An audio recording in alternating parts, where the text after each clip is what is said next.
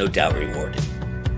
But is that the case when we switch it between imaginative and practical, or practical and rewarding, or even amongst the disciplines of other art forms? How do we manage to wear all these hats? So, let's discuss it.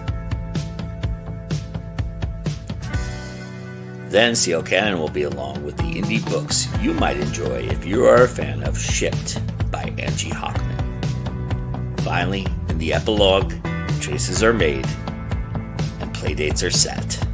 So grab your favorite beverage and stretch those fingers so you can chat along with us here on This Week in Indies with your host, Joe Compton.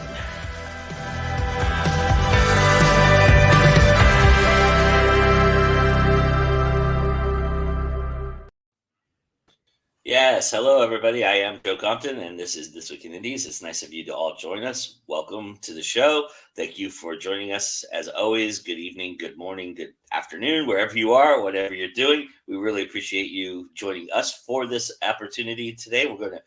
I have a wonderful group, and we're going to talk a little bit about wearing some hats and figuring all that out. But first, I wanted to bring a Kickstarter to your attention.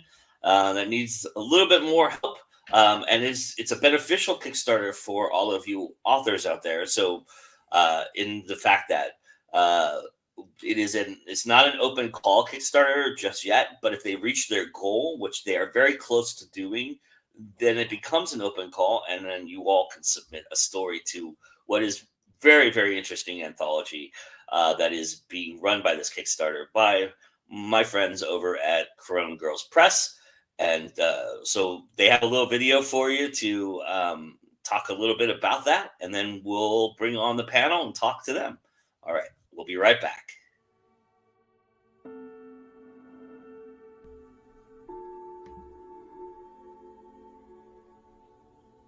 The mushroom spreads its filaments through the darkness of its host, invading the rich and fertile ground of your imagination. Join us for Dark Spores, Stories We Tell After Midnight 4, as masterful authors take you on a journey through the shadows. Hi, I'm Carol Geisander, the Associate Publisher of Crone Girls Press. I'm here to tell you about Dark Spores, Stories We Tell After Midnight 4, which I'm co-editing with Rachel A. Brune, the publisher, whose voice you just heard. In 2019, Crone Girls Press published its first quietly creepy anthology of Stories We Tell After Midnight. For 3 volumes, we've shared the macabre and the mundane, the terror and the silence, the tranquil lie that covers the bloody corpse. Our stories have chilled the blood of readers around the world. We've been intrigued by many recent movies and shows about fungi and spores, think The Last of Us or Stranger Things, plus lots of popular books like Mexican Gothic by Silvia Moreno Garcia or The Hungry Earth by Nicholas Kaufman and many others. If you love these too, we're creating something special for you, an anthology of stories that explore the dark, mysterious world of fungi, spores, and things that dwell in the dim forest under the dank leaves. Written by invited authors who love dark spores already or love telling a dark, creepy tale. As such, you could say it's a niche subject, and we need an initial boost from the Kickstarter community, please, so it can see the open market, and so we can pay our authors a professional rate. An open call for selected spots will also follow the Kickstarter. Dark Spores, Stories We Tell After Midnight 4 is the first themed anthology in our popular series of horror and dark fiction. If you're a fan of the wretched shadows that go chomp in the night, check out the details and various backer levels below that are just waiting for you to dive in. Come with me into the dark cellar where we keep our backer rewards. Our kitchen witch is stirring away, perfecting her recipe for our mushroom cooking class. Have you ever wanted to die in a short story? Our authors would love to contribute to your fictional demise. Do you judge a book by its cover? We await your judgment. Join our community of readers, authors, patrons, and fellow horror fans. Go to tinyurl.com/darkspores to choose the backer reward that's right for you. We await your arrival. All right. I got the layout up, and and Mary's here, so we'll bring Mary in too. Here's the panel, everybody. I just wanted to say real quickly though, before we get to the panel, that this is. I also have the link in the description, so if you're worried about writing that down or thinking about the link, it is also there in the description for you to click on. You can just click on it and go to the rewards. They're very, very close. So any little help you can offer them would be awesome. There's some really great rewards. As you heard, you could be killed in one of the stories. That's pretty cool. There's also all kinds of different like paperbacks and hardbacks and all that wonderful stuff. So go check it out. Please do back them. They're Crone Girls Press is doing some really, really innovative stuff in the horror genre, and it's worth it. And hopefully you all get an opportunity to join them because, like I said, if they get fully funded, open call will go out. It's a select open call, but hey, you never know. You might have just the right mushroom death story that they're looking for to bring it to fruition. That being said, I do have my panel here. We are sans one person who's having some issues. That's Juliet. She's having some internet issues, so hopefully those happen to be fixed, and she'll join us here intermediately. So when she does, she'll just pop on, and then we'll stop what we're doing, or we'll finish our thoughts and then let her introduce herself. But while we have the people who are here, I'd love to have them introduce themselves. So Wayne, why don't you start us off? Good heavens. My name is Wayne Trammell. I am a former Canadian living in Las Vegas. I am the author of 6 novels, the last of which, Johnny Lycan and the Last Witchfinder, closes out the Werewolf PI trilogy, which sounds way more pretentious than in fact it is. And I'm delighted to be here and hanging with authors and stuff. And I'm literally wearing at least one hat. Yes, you are. That's awesome. I love it. All right, Glenda. Hi, Glenda Benavides, and I'm also singer, songwriter, long time of those. I am an author of a book called Courage, Find Your Fire and Ignite Action in Your Life. I also have a podcast, and I am busy. I'm preparing a show right now. It's a 1-hour show, and it's a combination of working with music and transformation and upliftment, really. So awesome. That's me. That's what I'm doing. I have to say, in researching you, your book has one of the best blurbs I've ever read. It made me buy the book. So that's thank you. So whatever you did to figure that out, I'm sure there would be some authors out there who might be interested in checking that out. Please do. And then, I'm sure they'll reach out to you and go, how did you do that? Because it's amazing. So just be prepared. Okay. Because that is one of the things that baffle authors a lot is the blurb. So it's one of the best I've read. So thanks. Yeah. All right, Mary. Hello.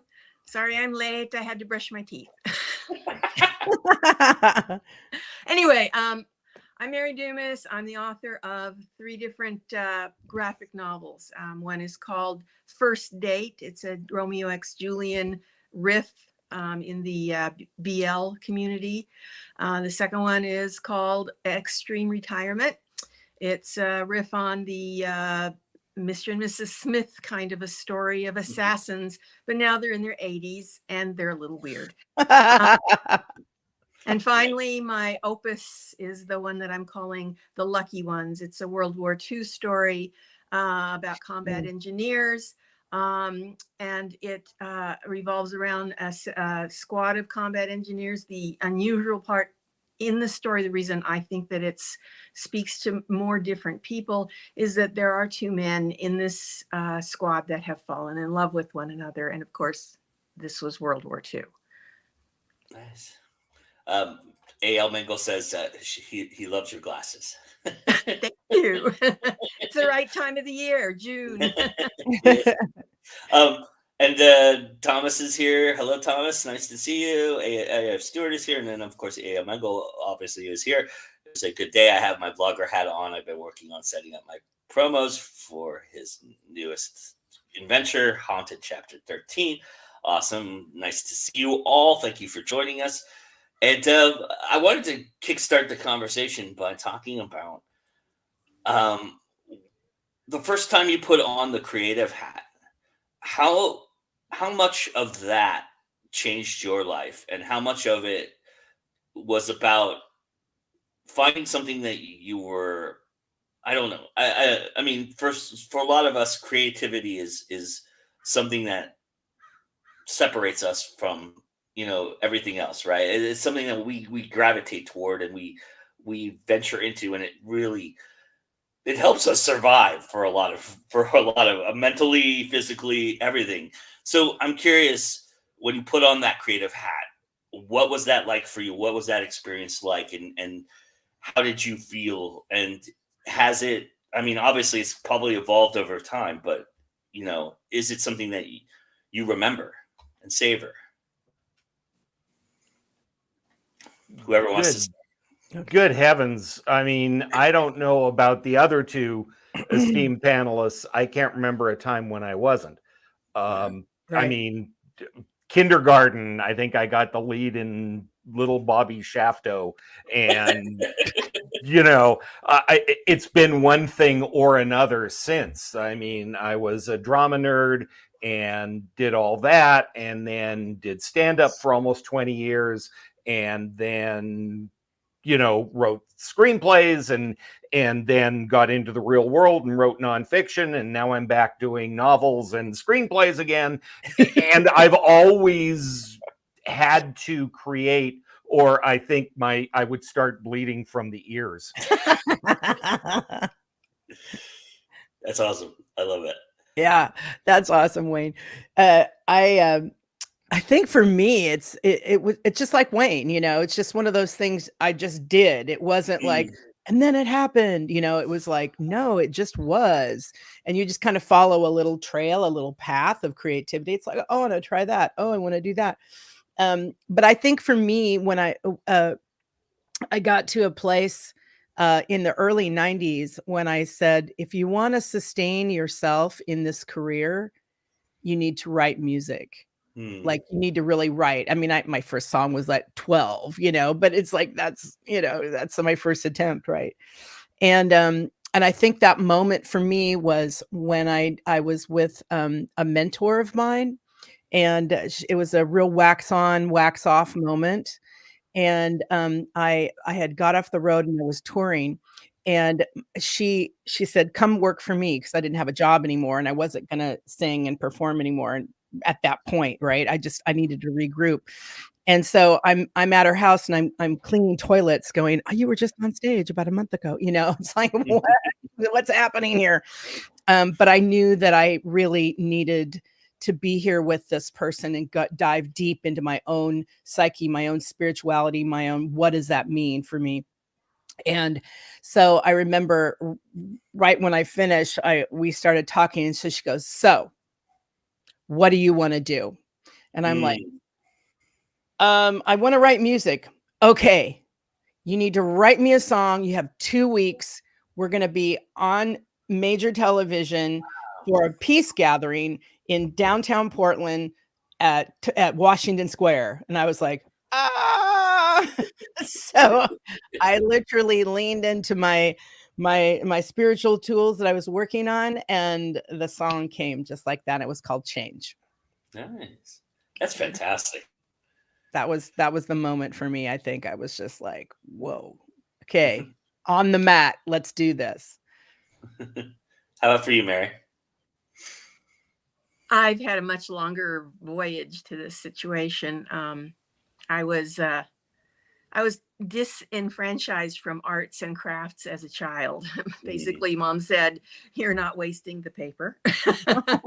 So So it took me a long time to get to the point where I felt that I was capable and allowed to be the person that I wanted to be as far as writing went.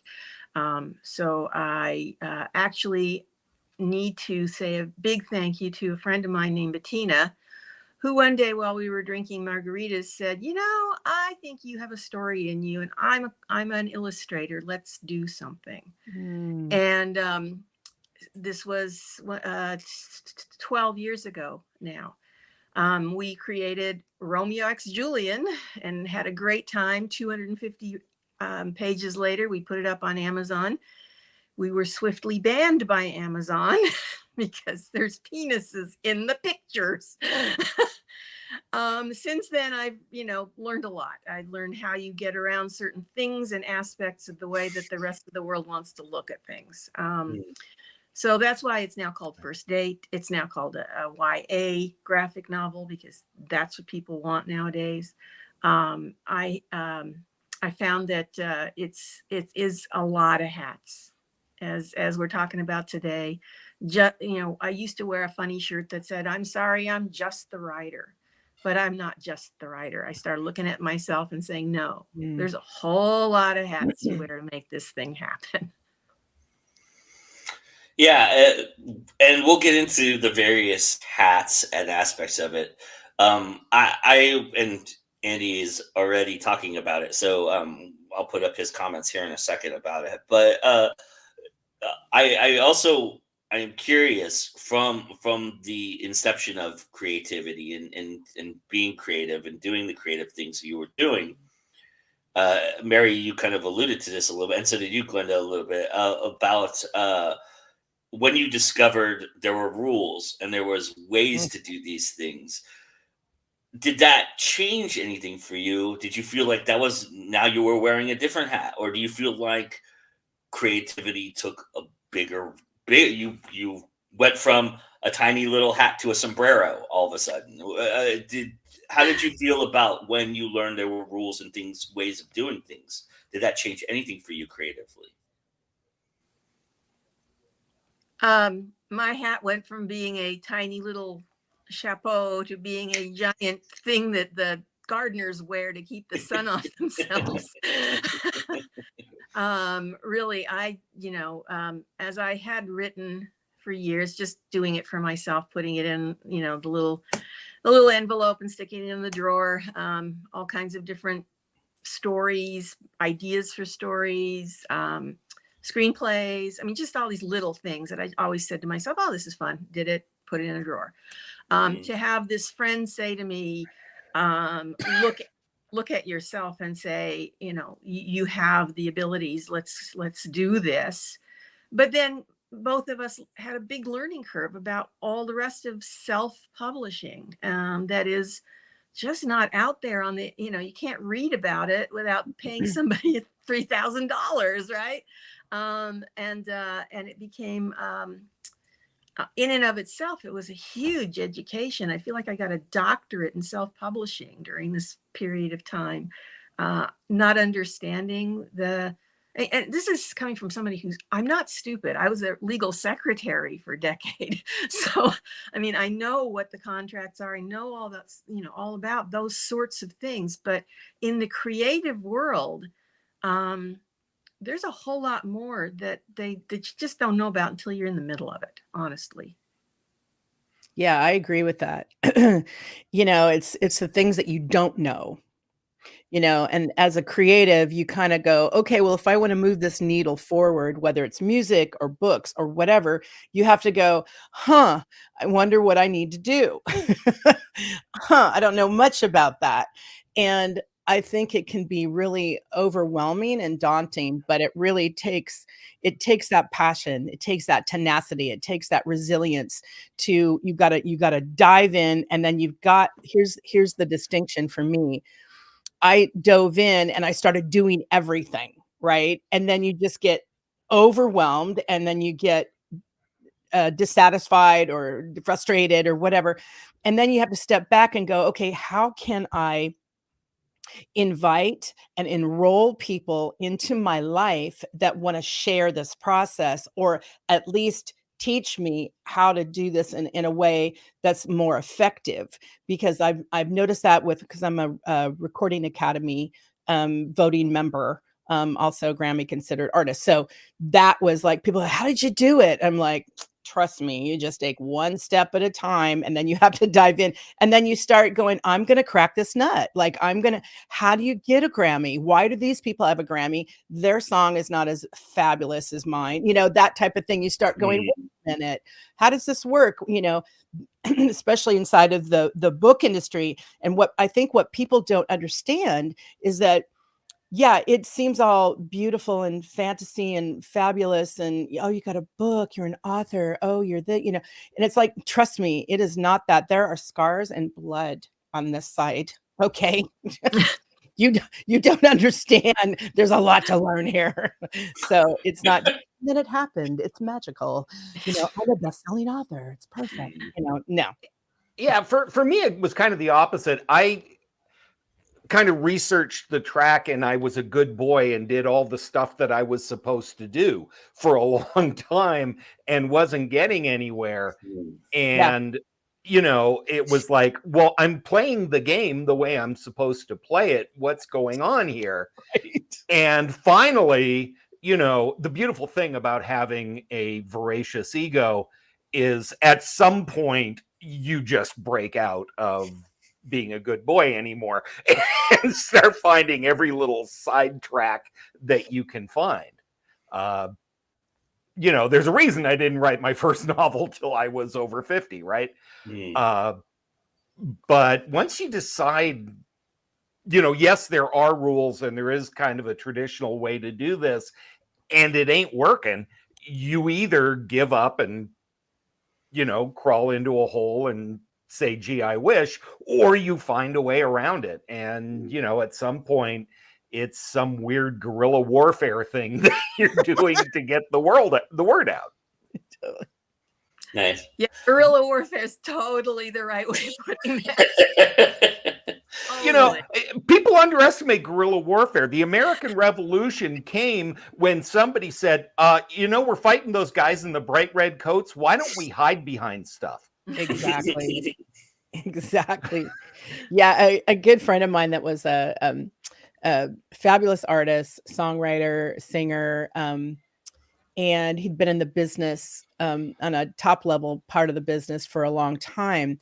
And he pulled me aside one day and he said to me, follow the rules. There are no rules.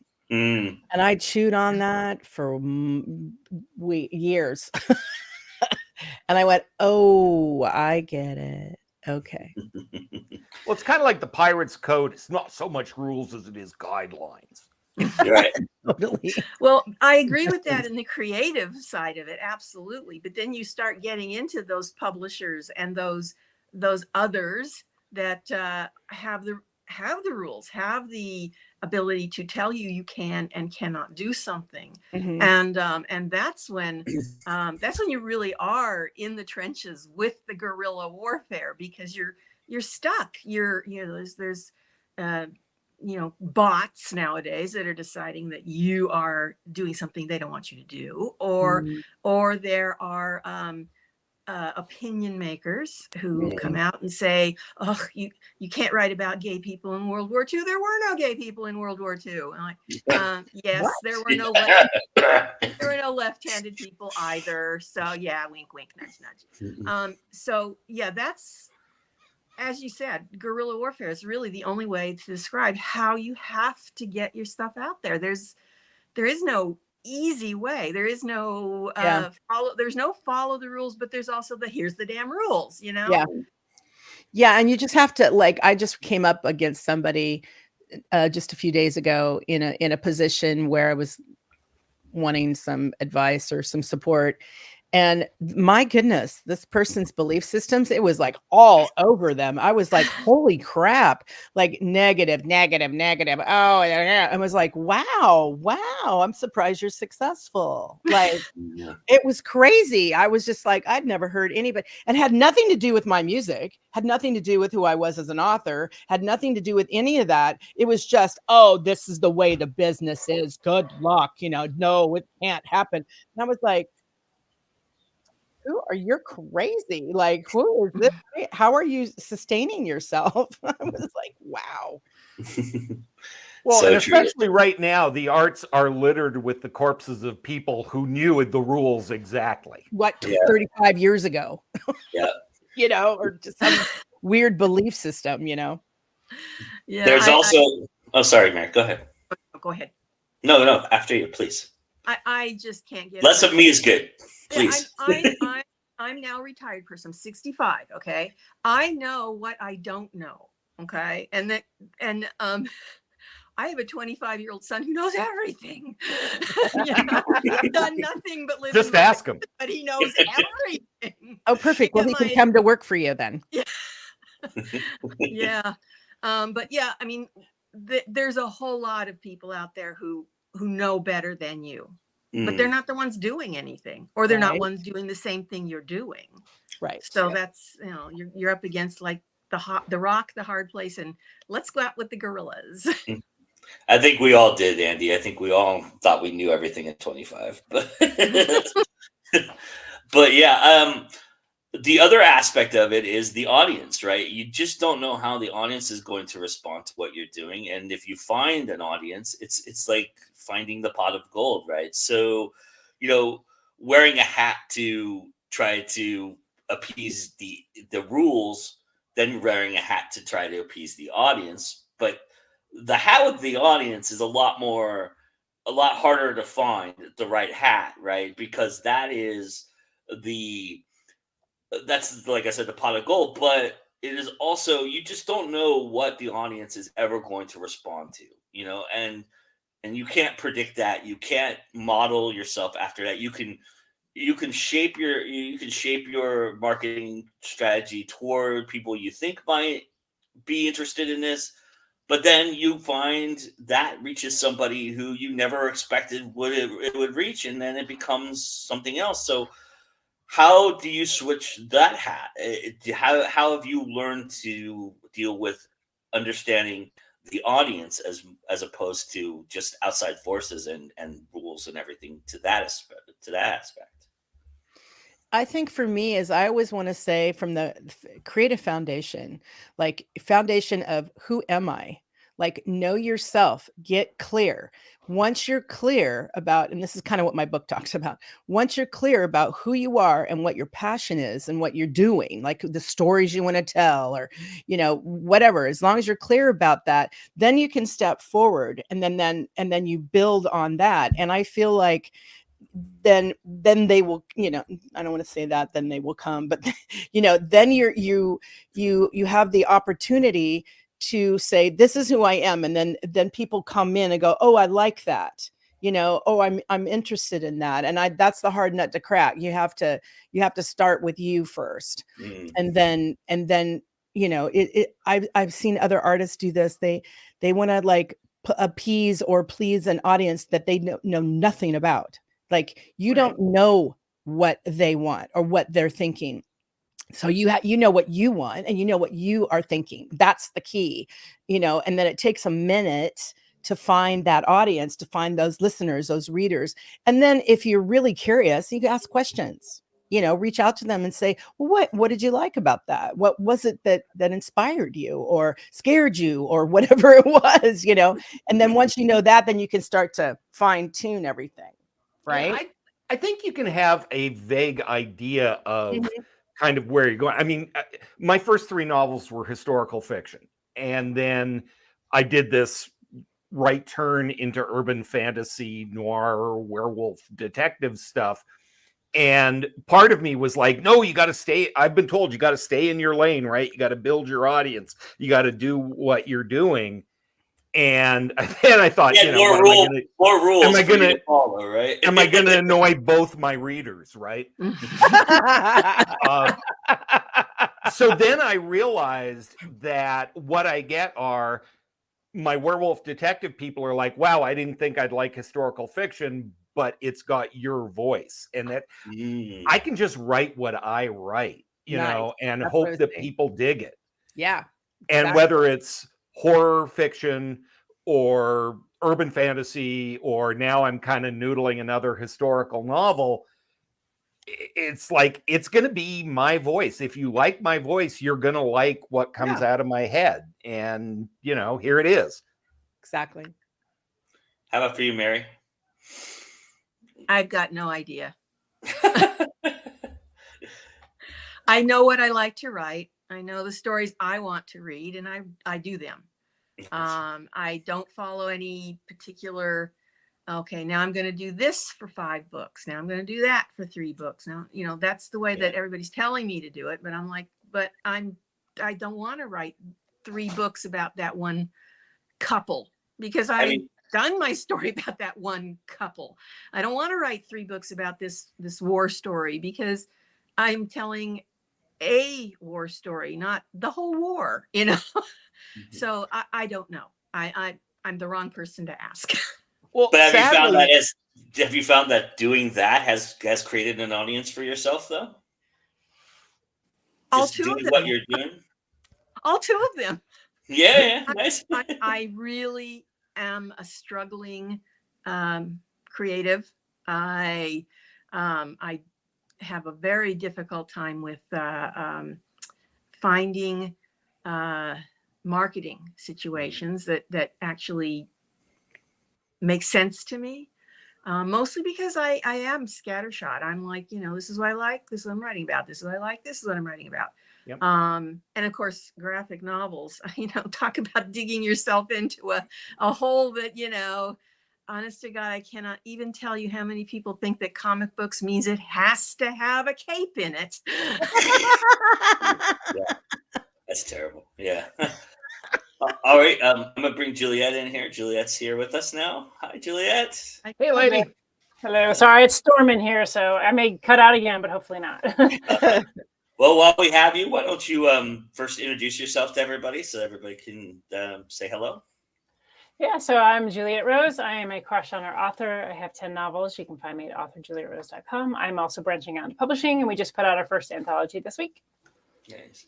And I'll ask you the first question that I asked everybody, which is, when you discovered you had a creative hat for the first time, was that kind of a revelation for you? Did you feel like, was there something different about it? Did you feel like you were home? How did you feel about the first time? I'm asking the person who hosts a show on our network about the first time.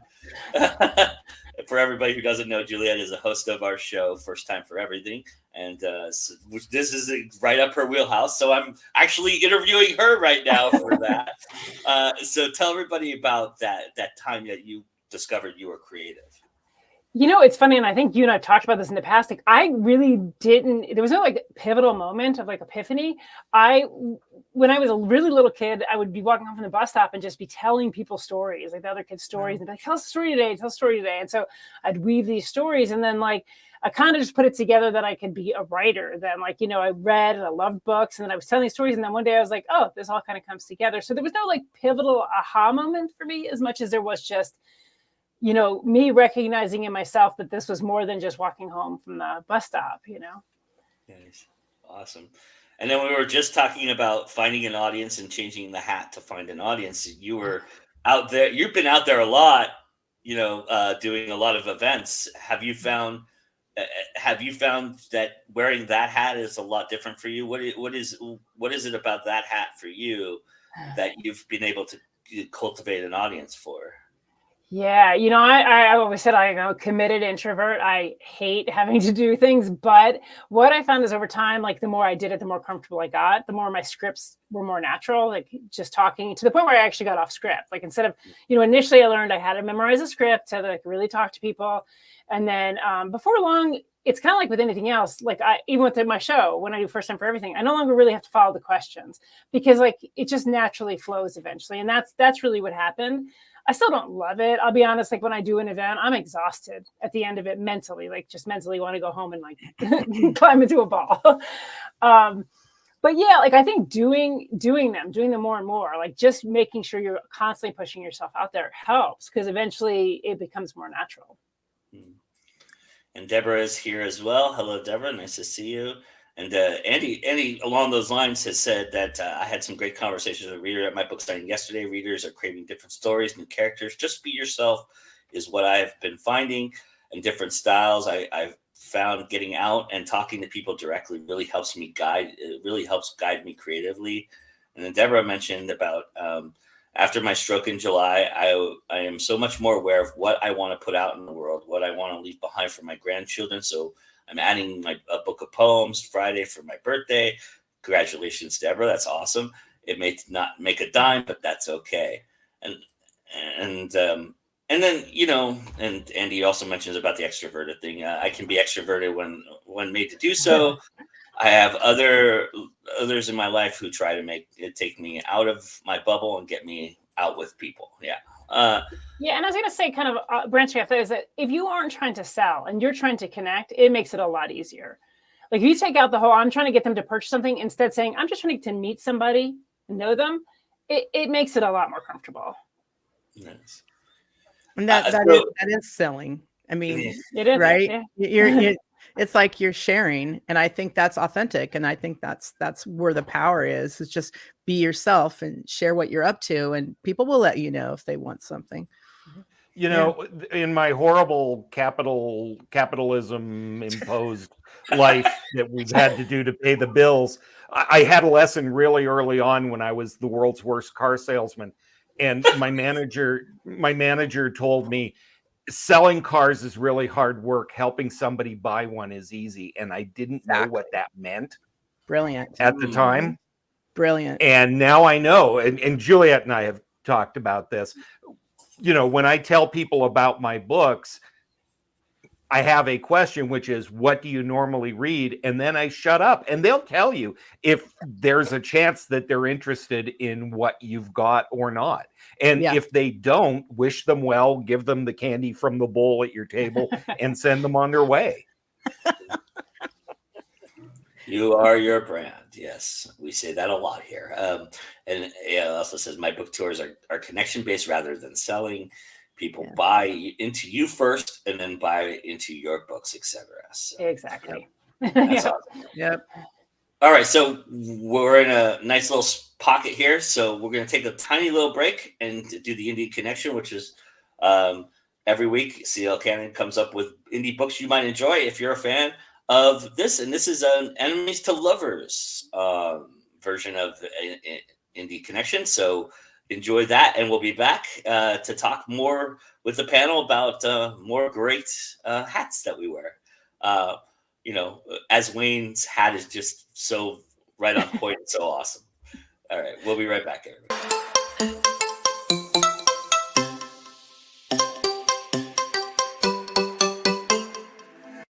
Hey guys, CL Cannon here from Fiction Atlas Press, bringing you another Indie Connection. Today I'd like to tell you about some indie books that you might enjoy if you're a fan of Shipped by Angie Hockman. The first book I have for you is called Flirting with the Enemy by Gia Stevens. All is fair in love and promotions until you flirt with the enemy. Seth Taylor is a thorn in my side. I can't stand his cocky smirk, know-it-all demeanor, but most of all, I can't stand those ridiculous bow ties he wears. But the number one reason I hate him? He's applying for my promotion. Well, it's not mine yet, but he's certainly ruined my shoe-in chance. When we're told interviews will be held during a conference in Colorado, I pray our hotel rooms are on different floors. Of course, things never go according to plan. A failed connecting flight, a road trip, and a blizzard force us to seek refuge in an isolated roadside motel in the mountains. When my only option is to share a room with Seth, I'm expecting the bow tie wearing, clean-cut, black rimmed glasses Seth.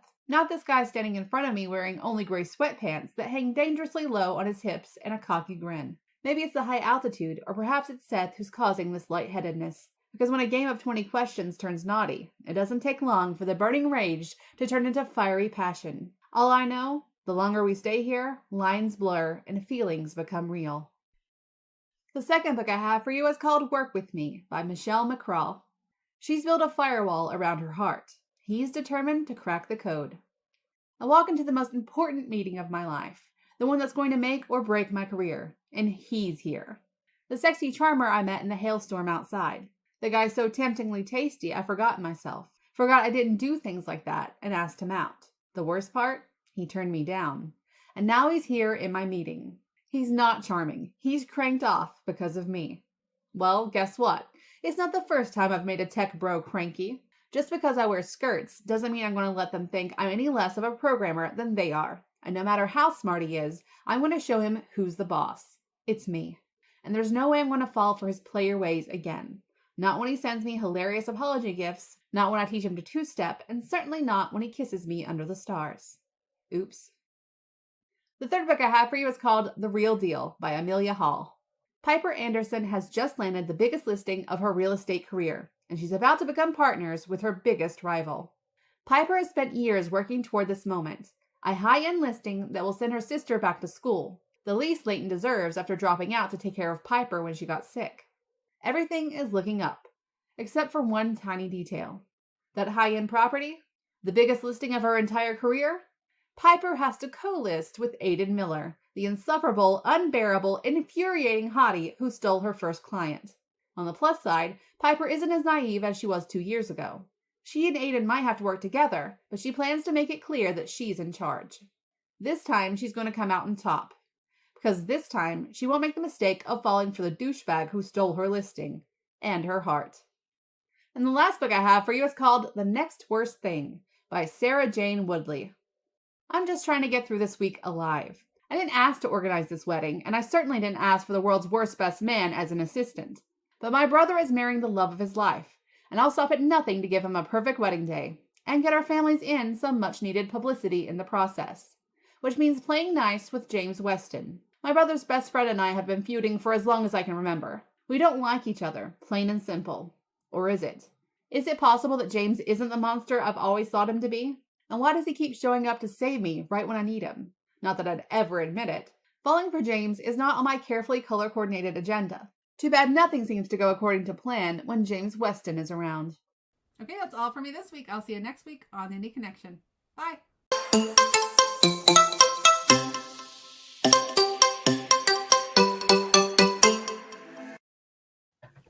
That damn James Weston, I tell you every time. But thanks to C.L. Cannon for that. I think we had our first invoking of douchebag ever on the show, so that's one of those great words out there. But thank you very much for that. As always, wonderful books. The links are there. Everybody, go check them out. Go get you some Enemies to Lover books, and I will say, in putting the list together to put the links in there, seeing how different the traditional book was in price versus the indie books made me cringe a little bit. So go buy the indie books. Go buy the traditional book too, because that's what it was based off of. But just be ready to spend a little bit more extra money for that one. But that being said, we're really appreciative to CL Cannon. I wanted to kind of round about the conversation about wearing different hats, because we've all tried different aspects of different artistries, and I'm curious, in wearing different hats for different arts, how different is that for you creatively? Have you found that to be a different just creative muscle? How did you feel about where you adjust those creativities? I work in a Western Avenue Studios, which is the largest artists conglomerate or community in the United States right now, about 300 artists. And I've always said that artists are magical people. There's so many that can do things that you just look at and you go, how is that art? And then you look at it again, you go, yes, that's art. Now we're in the middle of that AI revolution. What is art? Who is an artist? All that sort of thing. So every single artist is wearing a hat. And I think the artists that can draw something or write something or create something without the help of a computer are the ones that in the future are always going to be the ones that can do it. Because here's an example. If the internet goes down, how are you going to join this club, this group? Exactly. If your computer isn't working, how are you going to draw that thing that has to be there next week because you've got a deadline for it? I think that human beings are going to be the final straw on all of those things. But in the meantime, I wanted to show you that I do have a giant hat. I work under because I have a lot that I do, and all of it is hard each and every time.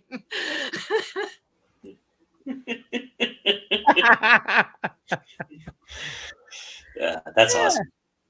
How about for everybody else? How's the muscles working for you in different creative aspects? It's funny. I mean, everything I do is around words, whether they're spoken or written.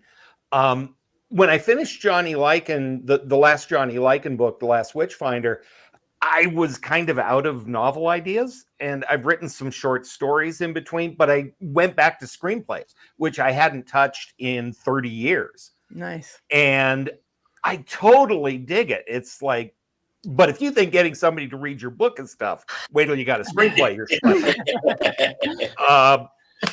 But oh my gosh, it was just an entirely different set of muscles. And now I'm kind of getting the itch to write another book. But it's been kind of nice flexing those muscles. Screenplays are a piece of cake. Well, I will say I'm happy to read your screenplay. I just don't have any means to make it. That's the difference. But I'm happy to read it. Neither do most of the producers who've read it, to tell you exactly. the truth. Yeah. So you know, the amount of empty promises in a jar are the jars are overflowing these days. So. Yeah.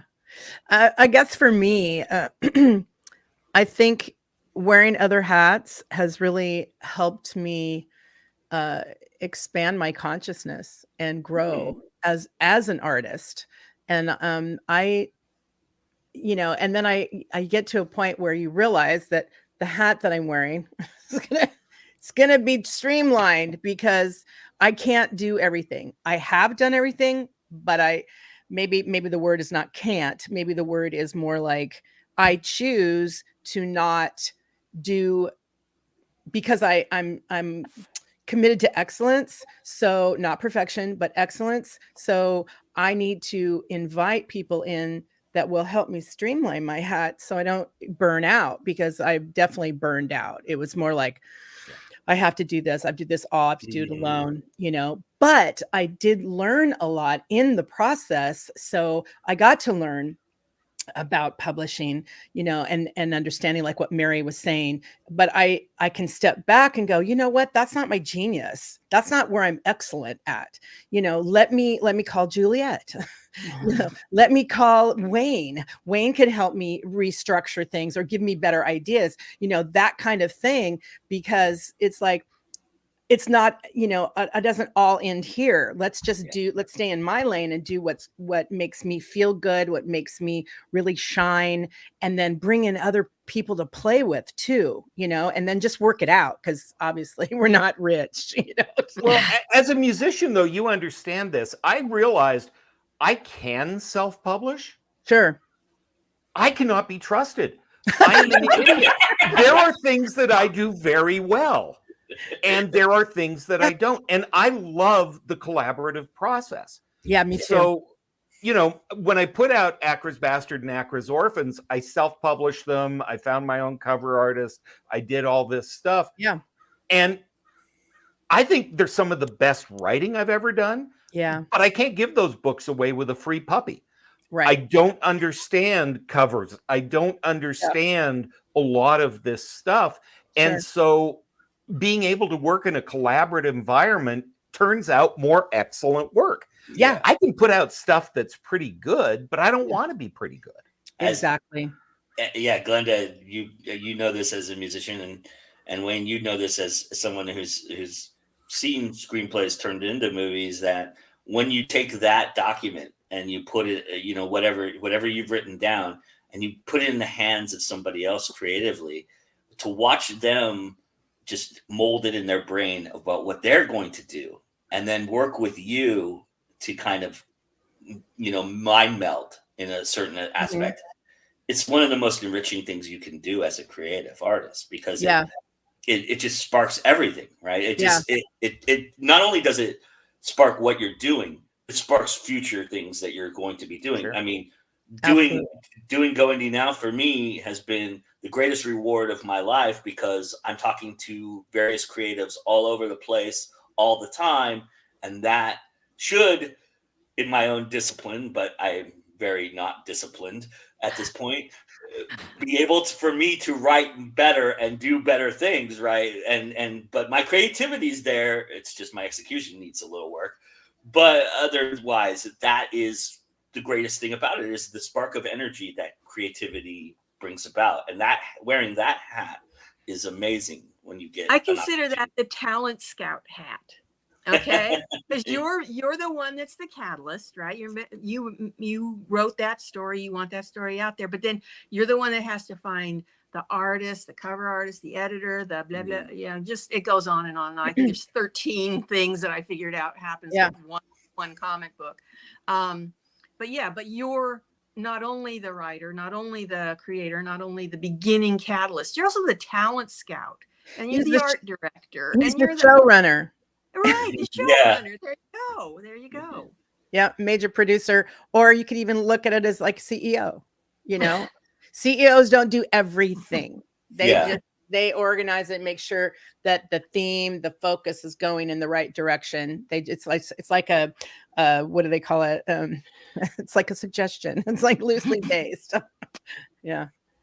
Okay, I was going to say CEOs don't do anything. I'm just going to say that. It's just I have to. Not a CEO fan. They set their businesses. Yeah. They paid a lot of money to be blamed for things. They're just puppets. Yeah, so everybody else does the work. But I was going to say, I feel like I'm kind of the odd man out on this because, I think, Joe, you know this. I kind of do everything when I'm an artist as well, a graphic artist. So I do my covers. I do all of my stuff that I do. Plus I do publishing and that type of stuff. I also am a painter. So like I paint skateboard decks, things like that. I'm happiest when I'm super freaking busy. That's just how it is. Like I like to be slightly overwhelmed all the time. I don't know why that is, but I feel like I just have always worked better under pressure. I feel like I put out better products under pressure. I do. So I feel like I don't collaborate a lot. It's not that I don't want to truly find the right person, because I am a control freak and I can be somewhat of a hard personality to work with at times. You can ask my husband. I helped publish his book.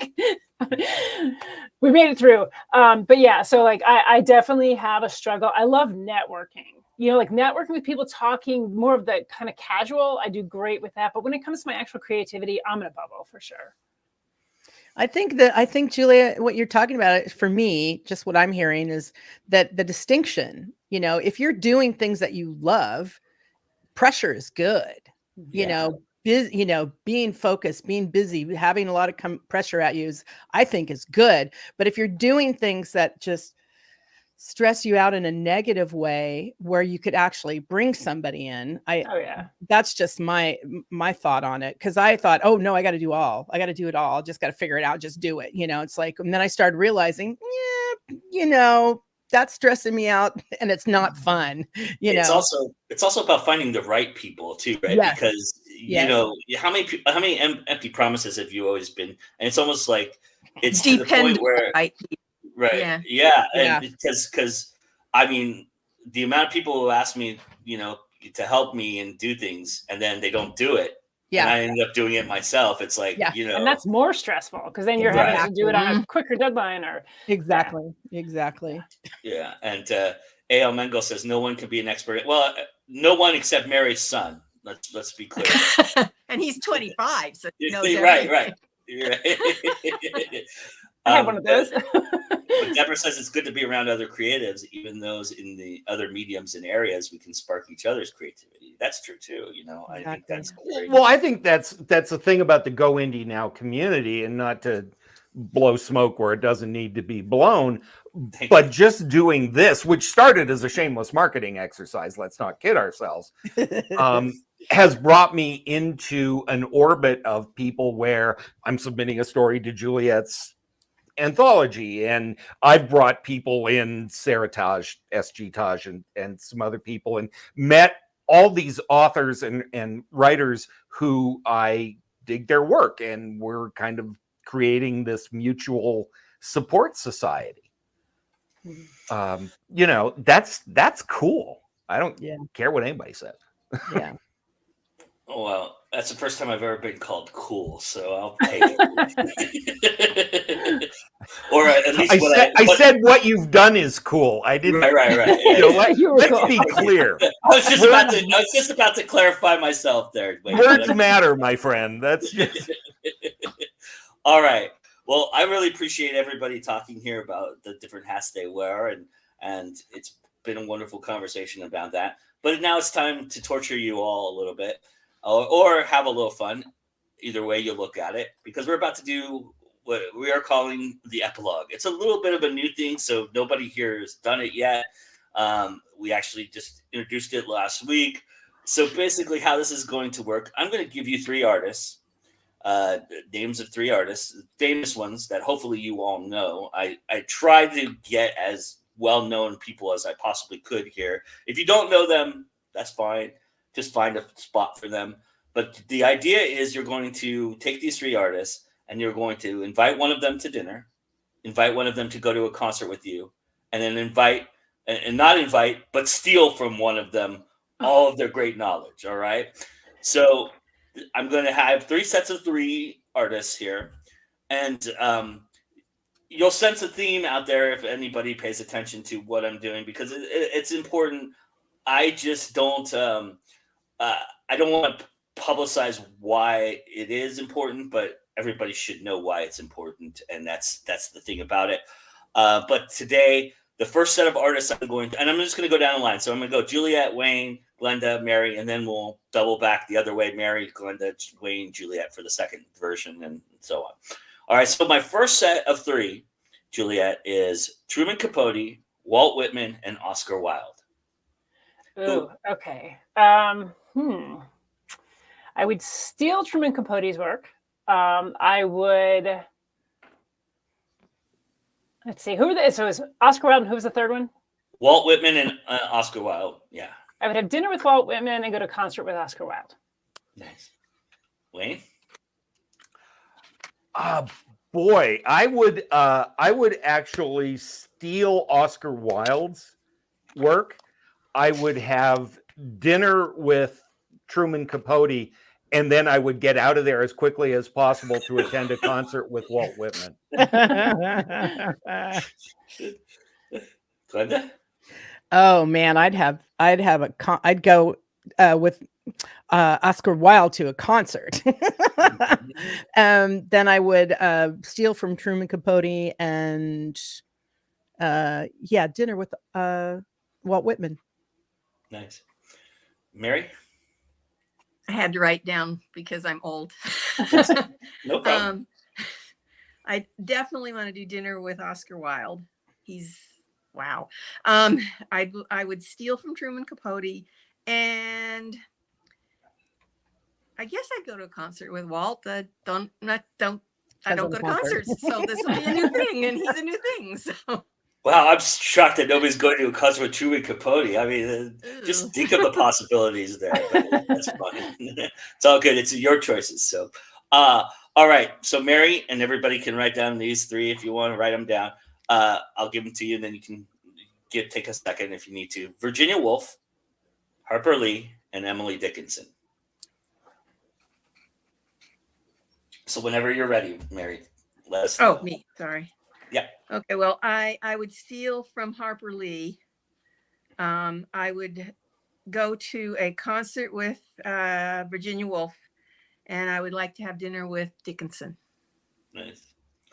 Glenda? Oh my God, the same thing. I would have a dinner with Emily Dickinson. Steal from Harper, and then Virginia. Yeah, I'd probably go to a concert. Yeah. yeah. Nice. Wade? Oh man. I just worry about attending concerts with people who are self-destructive like that. How much fun are you going to have, really? Like, let's stop at the lake and pop in our pockets. Perfect. I think I would steal from Harper Lee. I would have dinner with Virginia and probably go to a concert with Emily. Nice. Juliet? Okay, so I would have dinner with Harper Lee. I would steal from Emily Dickinson, and I would go to a concert with Virginia Woolf. I have a feeling if you went to dinner with Emily Dickinson, you would not be coming back from that dinner. Or you'd be babysitting her all evening. What is that? Right. All right. So the last three, Juliet, and everybody can write these down. I went musical. So in honor of our guest Glenda, I have Elton John, Lady Gaga, and George Michael. Okay. So I would have dinner with George Michael. I would steal from Elton John. And I would go to a concert with Lady Gaga. Wayne? Oh man, I would probably go to a concert with George Michael because I wouldn't have to talk to him nearly as much as having dinner or stealing from the other two. Which I would do. I guess I would steal from Elton John and have dinner with Gaga. Nice. Glenda? Okay. Yeah, I for sure steal from Elton. Actually, it wouldn't be Elton. It would be more like Bernie Taupin. Bernie. But that's okay. It's and osmosis, right? Right. And then I would definitely go to a concert with Lady Gaga, and then I would just swoon over George Michael's at dinner. Mary?